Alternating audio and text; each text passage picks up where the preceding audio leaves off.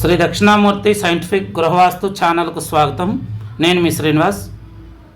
మీ ఇంట్లో వాస్తు దోషాలు ఉన్నాయని మీకు అనిపించినప్పుడు, అలాగే చాలామంది యూట్యూబ్ లేదా సోషల్ మీడియాలో అనేక మంది చేసేటువంటి వీడియోలు చూస్తూ భయభ్రాంతులకు గురవుతూ మీ ఇంట్లో వాస్తు దోషాలు ఉన్నాయేమో అని అనుమానంతో మీరు ఎవరో ఒక వాస్తు సిద్ధాంతిని పిలిపించుకుంటారు. అయితే ఒక ఇల్లు అనేది నిర్మాణం చేయకముందే మనం సరిగ్గా ప్లానింగ్ అనేది చేసుకొని వాస్తు ప్రకారం ఇల్లు కట్టుకోవాలి. వాస్తు అంటే అదేదో అజ్ఞానంలో ఉండి చెప్పి మాకు పని పాట లేకుండా చెప్పేది కాదండి.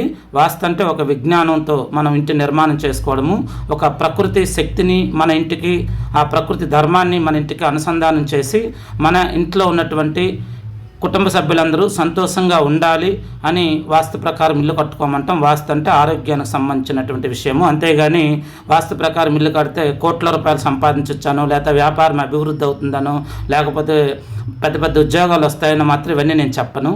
ఎందుకంటే వాస్తు అంటే ఒక మనకి జ్ఞానాన్ని ఇచ్చేది, ప్రకృతి శక్తినిచ్చేది. మనకి ఆ ఇంట్లో ఉన్న కుటుంబ సభ్యులందరూ కూడా సుఖ సంతోషాలతో ఉండాలి, ఆయురారోగ్యాలతో ఉండాలి. ముఖ్యంగా ఇవి ఉంటేనే మీరు ఏదైనా సాధించగలరు, సంపాదించుకోగలరు. ఈ ఆయురారోగ్యాలు లేకపోయినా, ఆ ఇంట్లో కుటుంబం సంతోషంగా లేకపోయినా మీరు ఎంత కష్టపడినా ఆ ఇల్లు అనేది మీకు యోగించదు. ఎందుకంటే ప్రకృతి ధర్మాన్ని అంటే ఇంటికి నాలుగు వైపులా ఖాళీ స్థలం మొదలు ఎందుకు ఇల్లు కట్టమంటారంటే, ఆ నాలుగు వైపులా ఖాళీ స్థలంలో చెట్లు లేదా పూల మొక్కలు వంటివి పెంచితే ఉదయాన్నే మనకి లేచి చూసినప్పుడు మన మనసు ఒక రకమైన ఆహ్లాదాన్ని, ఆనందాన్ని పొందుతుంది. అదేవిధంగా ఒక స్వచ్ఛమైనటువంటి గాలి వస్తుంది. ఆ గాలి ద్వారా మనం ఆరోగ్యంగా ఉంటాము. ఇది మనకి వాస్తుశాస్త్రం చెబుతూ ఉంది. అలాగే ఇంటి నిర్మాణం కూడా కొన్ని గణితం ప్రకారం, కొన్ని కొలతల ప్రకారము మనం నిర్మాణం చేసుకుంటే దానివల్ల కూడా మనకి మంచి సుఖ సంతోషాలు ఉంటాయి. అలా కాకుండా చాలామంది చెప్పినట్టు కోర్టులో లేకపోతే ఇంకేదో నేను మాత్రం చెప్పను. సరే, అదంతా వదిలేస్తే మీ ఇంట్లో వాస్తు దోషాలు ఉన్నాయని చెప్పి ఎవరో ఒక వాస్తు పండితుల్ని పిలిపించుకుంటారు. ఆయన వచ్చి మొట్టమొదటిగా నేను మీకు చెప్పబోయేదంతా కూడాను, మీ ఇంట్లో వాస్తు దోషాలు ఉన్నాయని ఎవరన్నా వచ్చి చెప్తే అర్జెంటుగా మీరు అక్కడ కూలగొట్టడమో, పడగొట్టడమో, లేదా మీ స్తోమతకి మించి పరిగెట్టి అప్పులు చేయటము. ఒక సామాన్యుడు తన ఇంటికి రిపేర్లు చేయించంటే కనీసం 1-2 లక్షలు ఉండాలి. అదే ఒక మధ్యతరగతి వాడు ఇల్లు కట్టుకున్న తర్వాత వాస్తు బాలేదని ఎవరినైనా పిలిపిస్తే ఆయన ఇంటి మార్పులు చేసుకుని కనీసం 5 లక్షలు ఖర్చు అవుతుంది. ఇంకా లేదా 10 లక్షల వరకు ఖర్చు అయ్యే అవకాశం ఉంటుంది. ఇంకా కొంతమందికి అయితే అది 20 లక్షలు, 50 లక్షల వరకు వెళ్ళిపోతూ ఉంటుంది కదా, దానికి అంత అనేది ఉండదు. సో ఎవరైనా వచ్చి వాస్తు బాలేదని చెప్పినప్పుడు మీరు ధైర్యంగా ఉండండి. ఫస్ట్ మనసుని మీ కంట్రోల్లో పెట్టుకోండి, మనశ్శాంతిగా ఉండండి. మీరు దీన్ని చేయవలసిన పని ఏంటో మీకు చెప్తాను. అయితే వాస్తు దోషాలు ఉన్నాయని చెప్పి అర్జెంటుగా మీరు కూలగొట్టి, పడగొట్టి ఒక 5 లక్షలు, 10 లక్షలు, 20 లక్షల రూపాయలు అప్పులు చేసి మాత్రం మీరు చేయవలసినంత అవసరం లేదు. ముఖ్యంగా ఎక్కువ శాతం మనకి ఆడపడుచుల కోసం నేను ఈ వీడియో చేస్తున్నాను. ఎందుకంటే ఇంట్లో ఆగ్నేయంలో ఎక్కువగా వంటగదిలో ఉండి మన కోసం, పిల్లల కోసం కష్టపడుతూ శ్రమిస్తూ ఆగ్నేయంలోనే వాళ్ళు ఎక్కువ సమయం గడుపుతారు. కాబట్టి ఆగ్నేయంలో వాస్తు దోషాలు ఉంటే ముఖ్యంగా మన ఆడపడుచుల మీదే ఈ యొక్క ఎఫెక్ట్ ఎక్కువ ఉంటుంది. వాళ్ళు ఆరోగ్యం దెబ్బతింటుంది. ఇది సైన్స్ ప్రకారంగా మనం తీసుకున్నా కానీ ఆ ఆగ్నేయం, తూర్పు ఆగ్నేయంలో జనరల్గా ఎక్కువ మంది మెట్లు పెడుతూ ఉంటారు. ఆ మెట్లు పెట్టాము కదా, ఇంకా ఖాళీ స్థలం ఉంది కదా అని దాన్ని ఒక స్టోర్ రూమ్ లాగో, లేకపోతే ఒక బాత్రూమ్ లాగో, టాయిలెట్ లాగో దాన్ని వాడాలని చూస్తారు. అప్పుడు ఏమవుతుందంటే ఇంటి మదర్ వాళ్ళకి ఆనుకొని మెట్లు కలుపుతూ ఒక గోడ అనేది కట్టడం వల్ల ఆగ్నేయ దోషం పెరుగుతుంది. అక్కడ ఆగ్నేయం పెంపు పెరిగి అక్కడ మనం ఒక టాయిలెట్, స్టోర్ రూమ్ పెట్టినప్పుడు అక్కడ ఇంకా మన కిటికీ గట్ర పెట్టడానికి కుదరదు. కాబట్టి బాత్రూమ్ అది కట్టేసిన తర్వాత అప్పుడు ఆ ఇంటికి గాలి, వెలుతురు, తూర్పు నుంచి వచ్చేటువంటి ఒక మంచి ఎనర్జీ శక్తి అనేది ఆగిపోతుంది. కాబట్టి అక్కడ చీకటిమయం అయిపోతుంది. కాబట్టి అక్కడ ఉన్నటువంటి ఆడపడుచులు వంట చేసేటప్పుడు ఆ వంటలో మనం వేసేటువంటి పోపులు ద్వారా వచ్చే తాలింపుల ద్వారా ఒక ఎగట అనేది వస్తుంది. అదంతా మనం డైలీ పీల్చడం వల్ల వారి ఆరోగ్య సమస్య ఏర్పడుతుంది. అదేవిధంగా ఆగ్నేయంలో మళ్ళీ మనం చాలామంది, నేను ఇండిపెండెంట్ హౌస్లో కావచ్చు, అపార్ట్మెంట్లో కావచ్చు, అటువంటి ప్రదేశాల్లో వెళ్ళినప్పుడు చూసినప్పుడు ఆగ్నేయం ఆనుకొని దక్షిణం వైపు కావచ్చు, తూర్పు వైపు కావచ్చు ఒక టాయిలెట్ కూడా నిర్మాణం చేయటము ఇది మంచి పద్ధతి కాదు. అలాగే ఆగ్నేయంలో యూటిలిటీ ఏరియా అంటే వాష్ ఏరియా కోసమని ఆగ్నేయ మూలకి నల్లలు బిగించి అక్కడ సామాన్లు, బట్టలు ఉతకడం, వాష్ ఏరియాగా వాడుకుంటడం వల్ల ఇది కూడా అక్కడ కోణం కట్ చేసి లోపలికి గోడ అనేది లోపలికి తీసుకొచ్చి అక్కడ ఒక వాష్ ఏరియా ఏర్పాటు చేస్తూ ఉంటారు. ఇది కూడా ఆగ్నేయ దోషం కిందకే వస్తుంది. ఇలా ఆగ్నేయంలో దోషాలు పెంపు కారణంతో ఇటువంటి ఆగ్నేయ దోషాలు ఏర్పడి అక్కడ ఉన్నటువంటి మన ఆడపడుచుల మీద ఆరోగ్యం దెబ్బతినే ప్రమాదం ఉంటుంది. అలాగే ఆరోగ్యం ఎప్పుడైతే దెబ్బతింటుందో అక్కడే ఎక్కువ శాతం గడుపుతుంటారు కాబట్టి సంతాన సమస్యలు కూడా వచ్చే అవకాశం ఉంటుంది. కాబట్టి ఇంకా మీకు ఆగ్నేయము బయట సైడ్ తీసుకుంటే కనుక ఇప్పుడు చెప్పేదంతా లోపల వైపు, అలాగే బయట మన ఇంటి మదర్వాళ్ళు కానుకొని ఈ మెట్లు సంబంధించి కలుపుకుంటూ ఒక చీకటమయం మీకు మీరే చేసుకుంటారు. అదేవిధంగా బయట చూస్తే ఆగ్నేయం రోడ్డు సోలో వీధి పోటు ఉంటుంటుంది. ఇవన్నీ కూడా అత్యవసరంగా మార్పులు చేయాలి అది ఇది అని చెప్పి మిమ్మల్ని భయపెడుతూ ఉంటారు. దయచేసి మీరు అర్థం చేసుకోండి. మీకు కానీ ఆగ్నేయ దిశలో రోడ్డు సోల వీధి సోలు ఉంటాయి కనుక అది ఆగ్నేయ దిశకు శుక్రుడు గ్రహం, ఆ శుక్రగ్రహం ఆధిపత్యం వహిస్తుంది కాబట్టి శుక్రగ్రహ యంత్రం తెచ్చుకొని ఆ వీధి పోటుకు ఎదురుగా ఆ శుక్రగ్రహ యంత్రం ఆ కాంపౌండ్ వాళ్ళకి మీరు పెట్టుకోండి. అది కూడా శుక్రగ్రహ యంత్రము చేతితో చెక్కిందే ఉండి 41 రోజులు మీరు ఒక పూజ చేయించి దానికి ఆ శుక్ర జపాన్ని జపించి చేసి అక్కడ పెడితే మీకు మంచి జరుగుతుంది. అక్కడ వినాయకుని చాలామంది పెడతారు. ఏమన్నా రోడ్డు పోతుంటే అలా వినాయకుని ఎక్కడ పెట్టుకోకూడదండి దయచేసి. తర్వాత మీకు సందేహాలు ఉంటే నా నెంబర్ ఫోన్ చేయండి. ఇంకా ఆగ్నేయంలో రోడ్డు పోటు మీకు ఇంకా బాగా తగ్గాలంటే కనుక ఏదైతే మన ఇంటి ప్రహరీ గోడ ఉందో దానికి మించి ఇంకొక గోడ బయట కట్టుకోమని మనకు చెప్తూ ఉంటారు చాలామంది. సరే కట్టుకోవచ్చు, తప్పైతే ఏమీ లేదు. అయితే ఒక్కొక్క సందర్భంలో మున్సిపాలిటీ వాళ్ళు కానీ ఆ స్థలం మనది కాకపోతే రోడ్డు సంబంధించిన స్థలం అయితే వాళ్ళు వచ్చి దాన్ని పడగొట్టేస్తూ ఉంటారు. కాబట్టి దీనికి నివారణగా మీరు ఆగ్నేయం రోడ్డు సోల వీధి సోల ఉంటే కనుక ఆగ్నేయంలో వాస్తు దోషాలు అనిపిస్తే కనుక మీరు ఒక మోదుగు చెట్టుని ఆగ్నేయ దిశలో నాటండి. అలాగే మందార పువ్వుల చెట్లు పెంచండి. అలాగే కనకాంబరాలు, గులాబీ పూలు అంటే ఎరుపు రంగుతో కూడినటువంటి పూల చెట్లు అక్కడ పెంచితే ఆ పూలు మీరు దేవునికి పూజ కోసం వాడితే అప్పుడు మీకు అక్కడ ఉన్నటువంటి వాస్తు దోషాలు తొలుగుతాయి.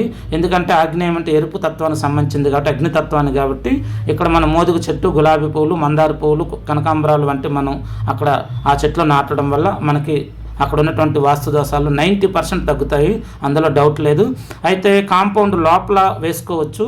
ఎందుకంటే కాంపౌండ్ లోపల ఎందుకు వేసుకోకూడదు అంటే ఒకవేళ వేసుకుంటే అక్కడ సెప్టిక్ ట్యాంక్ అనేది ఉండకూడదు. ఎందుకంటే సెప్టిక్ ట్యాంక్ ఉంటే మనం దాని మీద ఈ పువ్వుల మొక్కలు పెంచామనుకోండి, ఆ పువ్వులే తీసుకెళ్ళి మనం దేవుడికి పెడతాం అంటే అప్పుడు మళ్ళీ మనకు ఒక కొత్త రకం దోషం అనేది ఏర్పడుతుంది, కొత్త రకం. కాబట్టి సెప్టిక్ ట్యాంక్ ఉంటే బయట వేసుకోండి, ప్రహరీ బయట. లోపల సెప్టిక్ ట్యాంక్ లేకపోతే ప్రహరీ లోపల వేసుకోండి. మీకు చక్కగా రోడ్డు దోష నివారణ కూడా జరుగుతుంది. ఇంకా మీకు ఇంటి లోపల అంటే ఆగ్నేయ వంటగదిలో వాస్తు దోషాలు ఉన్నాయి కాబట్టి సాధ్యమైనంత వరకు ముఖ్యంగా నేను మీకు చెప్పేది ఏంటంటే కిటికీలు పెట్టుకోండి. తూర్పు వైపు, దక్షిణం వైపు 2 కిటికీలు పెట్టుకుంటే క్రాస్ వెంటిలేషన్ అవుతుంది. మనం వేసేటువంటి తాలింపులు ఇట్లా వచ్చే చీకటంతా కూడా బయటకు వెళ్ళిపోతుంది. ఇంకా అక్కడ టాయిలెట్ ఉంది మెట్లుగా అనుకోని, లేదా కొంతమందికి ఆ టాయిలెట్లు తీసే పరిస్థితి ఉండదు అర్జెంటుగా. అలాగే వాష్ ఏరియా మనం మార్చుకోలేము, తప్పనిసరిగా వాష్ ఏరియా ఉండాలి. ఇవన్నీ ఎక్కడ నిర్మాణం చేయాలి ఏంటి అనేవి సరైన వాస్తు తెలిసిన వాళ్ళు మాత్రం చెప్పగలుగుతారు. ఇటీవల కాలంలో చూస్తే చాలామంది ఒక 100 వీడియోలు మిక్సీలో వేసేసి ఇంట్లో ఖాళీగా కూర్చొని అదే వాస్తు అనుకొని వాళ్ళు వెళ్ళి అందరికి చెప్పడానికి బయలుదేరుతూ ఉన్నారు. మీరు చాలా జాగ్రత్తగా ఉండండి. నిజమైన వాస్తు నేర్చుకున్న వాళ్ళని మీరు పిలిపించుకోండి. ఎవరిని పెడితే వాళ్ళని పిలిపించేసి లోకల్లో మనకి తక్కువ డబ్బులకి అయిపోతుందని తెలియని వాళ్ళని పిలిపించుకుంటే మీకు వాళ్ళన్నీ కూడా ఉచిత సలహాలు ఇచ్చేవన్నీ కూడా పనిచేయట్లేదు. ఇటీవల వీడియోలు చూసి వాస్తు సిద్ధాంతులైన వాళ్ళు 2-3 నాకు కాంటాక్ట్ చేసి వాళ్ళు కొన్ని ప్రశ్నలకు సమాధానాలు అడిగినా నేను లైవ్లో చూడండి నేను చెప్పను అని చెప్పడం కరాఖండిగా చెప్పడం జరిగింది. ఎందుకంటే కొంత మనం కంపాస్ డిగ్రీలతో చూడాలి. తర్వాత మీరు అనుకున్నట్టు వాస్తు అంటే వాయువులో చిల్డ్రన్ బెడ్రూము, నైరుతిలో మాస్టర్ బెడ్రూము, ఆగ్నేయంలో వంటగది, ఈశాన్యంలో డోరు, ఇది కాదండి వాస్తు అనేది ఒక ధర్మం ఉంది, ఒక ప్రకృతి నుంచి వచ్చే శక్తి. ఆ శక్తిని మన ఇంటికి కనెక్టింగ్ చేయాలి. అది బాగా వాస్తు తెలిసిన వాళ్ళు మాత్రమే ఆ ఇంటి పరిస్థితుల మీద అంచనా వేసి దానికి ఏ దిశలో ఎన్ని ఉంటే సెట్ చేయాలనేది వాళ్ళు మీకు చెప్పగలుగుతారు. ఇకపోతే మీకేమన్నా వాస్తు సలహాలు కావాలన్నా, మీకు వాస్తు సందేహాలు ఉన్నా నా నెంబర్కి కాంటాక్ట్ చేయండి. ఇంకపోతే మీకు చెప్పాను కదా, మర్చిపోయాను, ఆగ్నేయంలో వంటగదిలో వాస్తు దోషాలు ఉన్న వాళ్ళు అర్జెంటుగా ఏం చేయాలంటే చూడండి, రాగి పాత్ర అంటే రాగి చెంబు లేదా రాగి గ్లాసు లేదంటే రాగి ప్లేట్ చిన్నది ఉన్నా సరే, ఓకేనా, ఇటువంటి వాటిల్లో కొన్ని బియ్యం వేసుకోండి. శుభ్రం చేసి రాగి చెంబంతా శుభ్రం చేసి చుట్టూ బొట్లు పెట్టుకోండి, గంధం రాసి కుంకుమ బొట్లు పెట్టుకోండి. అలాగే దీని చుట్టూ కూడా పసుపు దారం కట్టండి. దారం కట్టి ఒక మామిడి ఆకును కట్టండి, ఒక తోరణం లాగా కట్టిన తర్వాత ఇందులో బియ్యం వేయండి. బియ్యం వేసిన తర్వాత పసుపు, కుంకుమ, అలాగే 11 రూపాయలు కానీ రూపాయి కానీ 5 రూపాయలు కానీ ఒక దక్షిణ వేసుకోండి. అదేవిధంగా ఇందులో ఒక పసుపు కొమ్ము, ఎండు ఖర్జూరం, ఒక ఒక్క పెట్టండి. తమలపాకులు పెట్టకండి, ఎందుకంటే తమలపాకులు వాడిపోతుంటాయి కాబట్టి మీరు 2 రోజులకు ఒకసారి తమలపాకులు మార్చుకోగలమంటే పెట్టుకోండి, నాకేం అభ్యంతరం లేదు. అలా కాకుండా తమలపాకులు లేకుండా కూడా మీరు ఒక్క ఎండు ఖర్జూరం, పసుపు కొమ్ము వేసి, పసుపు కుంకుమ వేసి, దక్షిణ వేసి, ఇందులో వేసినటువంటి బియ్యం రాగి చెంబు కావచ్చు, ప్లేట్ కావచ్చు, గ్లాస్ కావచ్చు, సరేనా. అందులో వేసిన బియ్యాన్ని మీరు ఆగ్నేయ దిశలో మూలకు పెట్టుకొని చక్కగా అక్కడ అమ్మవారికి ఒక శ్లోకం చెప్పుకొని, దుర్గా అమ్మ అయినా పర్లేదు, లక్ష్మీదేవి అయినా పర్లేదు, ఇంకా అన్నపూర్ణమ్మ దేవి అయినా పర్వాలేదు, ఈ ముగ్గురులో ఎవరినైనా సరే మీరు తలుచుకొని ఆ ఇంట్లో ఉన్నటువంటి ఆగ్నేయులు ఉన్న వాస్తు దోషాలు తొలగించి మీకు ఆయురారోగ్యాలు ప్రసాదించాలని చెప్పి మనస్ఫూర్తిగా దండం పెట్టుకోండి. అదేవిధంగా ఆ ఆగ్నేయ వంటగదిలో మీరు వీలైతే కనుక ఇలాంటి ఫోటో ఒకటి, కాశీ అన్నపూర్ణమ్మ ఫోటో ఇదిగోండి, చూసారు కదా. ఈ అమ్మవారు ఈశ్వరుడికి భిక్ష వేస్తుందంటే మరి ఆమె బిడ్డలమైనటువంటి మనకి ద్రోహం చేస్తుందా చెప్పండి? చేయదు కదా. ఇలాంటి ఒక ఫోటో ఒకటి మీరు ఇటువంటి ఫోటో ఒకటి మీరు ఆగ్నేయ అంటే వంటగదిలో మీ సింక్ ఉంటుంది కదా, జనరల్గా అందరూ తూర్పు వైపు సింక్ ఎక్కువ పెడుతుంటారు కాబట్టి ఆ సింకు దగ్గర కింద కాకుండా పైన కొంచెం కిటికీ ఉంటే కిటికీ పైన సరే, లేదు కొంచెం స్టవ్కి దగ్గరగా వెళ్ళకుండా పక్కకి చక్కగా, లేదు దక్షిణ ఆగ్నేయంలో అయినా సరే, లేదు తూర్పు కిటికీ వైపు అంటే కిటికీ వైపు కానీ, లేదా గోడకు కానీ. బట్ బాత్రూమ్ అంటే మాత్రం బాత్రూమ్ గోడకు మాత్రం పెట్టకండి, పక్కకి ఏదైనా పెట్టుకోండి. బాత్రూమ్తో సంబంధం లేని గోడ ఉంటే ఆ గోడకు పెట్టుకోండి. అక్కడ ఈ ఫోటో పెట్టుకొని, లేదా దుర్గమ్మ ఫోటో పెట్టుకొని, లేదా లక్ష్మీదేవి ఫోటో పెట్టుకొని దండం పెట్టుకొని, ఈ ఇంట్లో వాస్తు దోషాలు ఉంటే తొలగించి మమ్మల్ని కాపాడండి అమ్మా అని మనస్ఫూర్తిగా మీరు దండం పెట్టుకోండి. అదేవిధంగా ఈ శ్లోకం అనేది మీరు చెప్పుకుంటే మీకు చాలా మంచి జరుగుతుంది.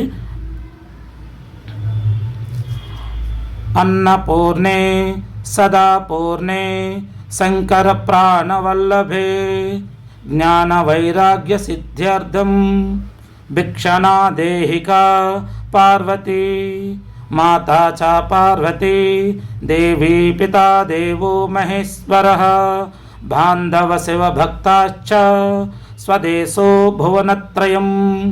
ఈ శ్లోకం మీరు గూగుల్లో సెర్చ్ చేసిన శ్లోకం దొరుకుతుంది.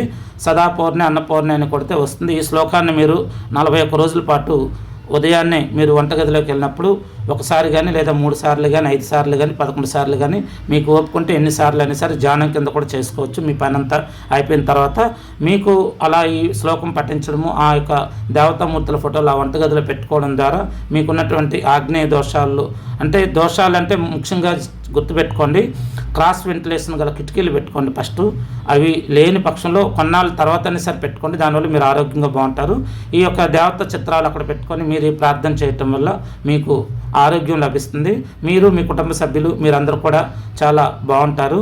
ఎందుకు అక్కడ స్త్రీల మీద ఆగ్నేయ దోషాలంటే స్త్రీలకే ఎఫెక్ట్ వస్తుందని అంటే కారణం ఇదండి. గాలి వెలుతురు రాకపోవడం వల్ల అక్కడ వచ్చేటువంటి ఆ పొగ సంబంధించిన ఆయిల్ సంబంధించినటువంటి వాటి వల్ల మనకి ఊపిరితిత్తులన్నీ బ్లాక్ అవుతాయి. దానివల్ల మనకి హార్ట్ ప్రాబ్లమ్స్ రావచ్చు, లేదా ఊపిరితిత్తులు బ్లాక్ అయిపోయి గుండె సంబంధించిన వ్యాధులు, అలాగే అసిడిటీ, అలాగే మనకి రకరకాల పొత్తి కడుపుల సమస్యలు, పొత్తి కడుపుల సమస్యలు ఎప్పుడైతే మొదలవుతున్నాయో గర్భసంచి మీద ఎఫెక్ట్ చూపిస్తుంది. కాబట్టి గర్భసంచి మీద ఎఫెక్ట్ చూపించడం వల్ల సంతానలేని సమస్యలు వస్తాయి. కాబట్టి ఇవన్నీ కారణాలు ఉంటాయి. ఇంకా కొంతమంది అయితే మరి దారుణంగా